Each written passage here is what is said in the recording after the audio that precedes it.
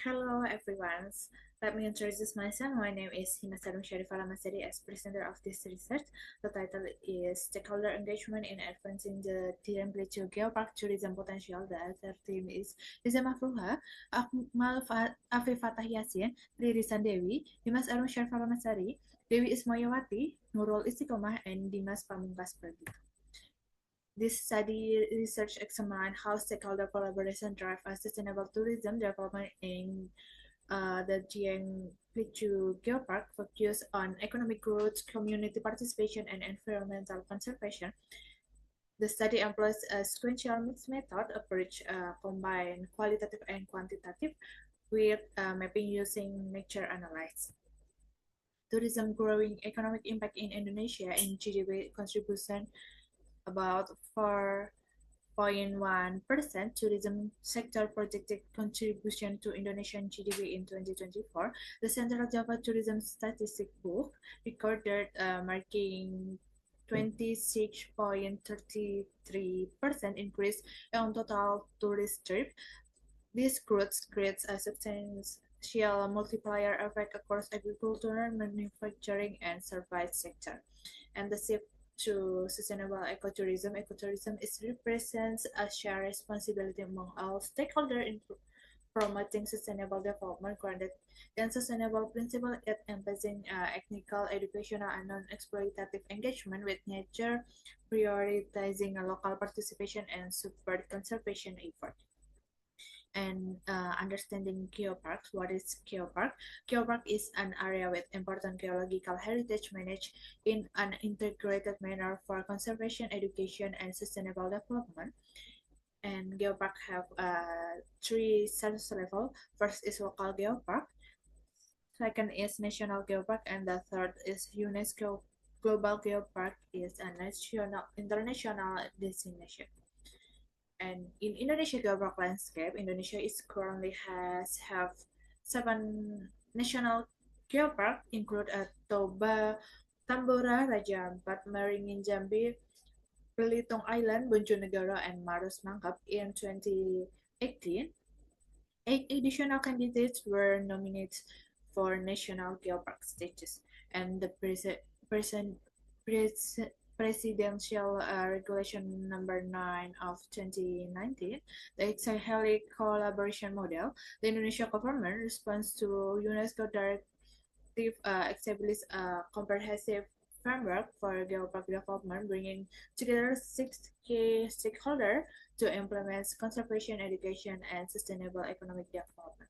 And the three-pillar geopark management. First is conservation, safeguarding biological heritage, biodiversity, and cultural diversity for future generations. Education is providing knowledge and awareness about geological and environmental significance. And the last, economic development, sustainable community-driven growth with improved local welfare. And the Diamplechu Geopark, the unique characteristic is the area integrates a geological unique rarity and aesthetic value with rich biodiversity and cultural heritage. This study focuses on the Banjarnegara section, examine how nature-based tourists can improve local economy and community welfare while preserving natural and cultural assets. Next is research methodology. This research is uses sequential mixed method with mixture analysis, the stakeholder mapping analysis with 24 actor and 10 adjective, and primary data collected through in-depth interview and focus group discussion, and supplement with secondary data from literature analysis. The Pentahelix stakeholder include academics, business actor, and community government, and the last is media. And the economic pillar and six core components. First is optimize tourism, infrastructure development, sustainable tourism initiation, private sector support, regional tax revenue, and access for vulnerable groups. The conservation pillar, protecting natural heritage. First is physical characteristic is geographic assets, highlight a natural beauty and disaster vulnerability. Administrative coordination between Banjarnegara and Wonosobo, and biodiversity conservation protect a specific plant and animal specific unique to the area, and environmental protection addressing environmental degradation from marginal land use, managing waste from mass tourism events, and controlling pollution. An educational pillar building awareness, specific park curriculum, research and information center, and disaster education. And integrated three-pillar framework, successful development of the Plateau Geopark requires dynamic integration of conservation, education, and economic pillar. There are three components work collaboratively through policy, infrastructure, and institutional support to achieve sustainable development goals while preserving natural and cultural heritage. And mature analysis stakeholder positioning first quadrant is regulator, include education office, agriculture, perhutani, hotel operation, travel against cultural heritage and natural research conservation. And second is quadrant executor, include regional disaster management again, the technical implementation unit, village apparatus, tourism awareness, public works, tourism, media, and community.